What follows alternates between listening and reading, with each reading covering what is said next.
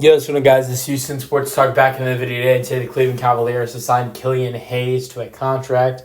Killian Hayes, the former first-round pick who was a bust, 7th overall in 2020. Killian Hayes at times has played solid basketball, but even if he is playing solid basketball, it's not going to change the fact he's a bust. Like, I thought when he went to Brooklyn last year, he wasn't terrible, but he was decent, right?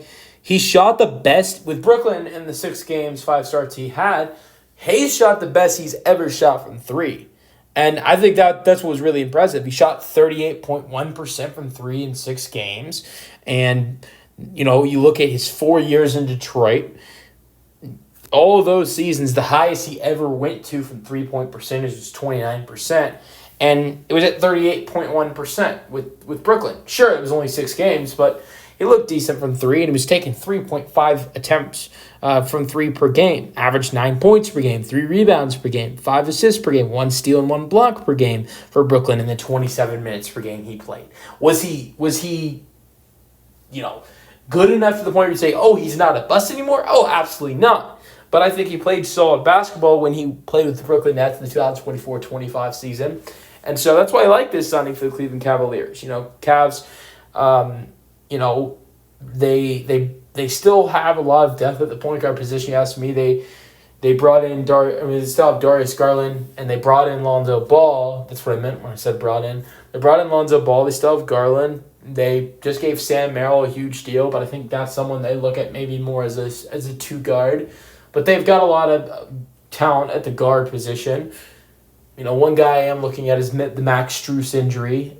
He's going to be out maybe the first month or a little bit over of the start of the season. So knowing you've got Strus, who's, really their starting small forward, but can be a shooting guard at times, out for a while.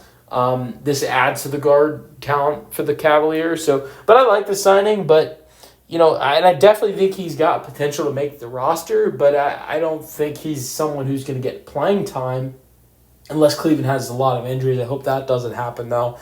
But the thing I will say, though, is if Sam Merrill is a guy that you are eyeing to be a shooting guard off the bench, and you don't want Sam Merrill playing point guard, and I can totally understand that, because I think Sam Merrill, he's a guy I don't know what Cleveland is looking at this year, and it definitely with Ty Jerome gone now, things could be different.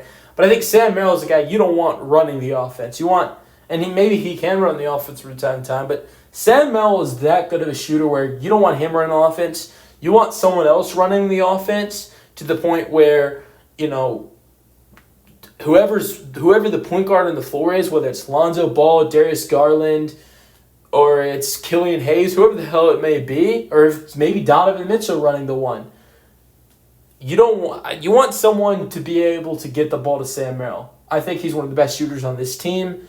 He should be playing shooting guard, not point guard.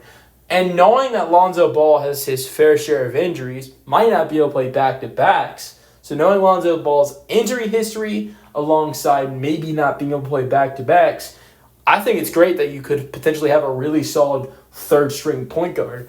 And I'm looking at this addition for the Cavs as, he could get minutes on nights where Lonzo Ball is not available due to injury or not wanting to play him on back-to-backs. And so that's where I think Hayes could be helpful for this Cavaliers team. You guys let me know your thoughts on the signing in the comment section, and peace out.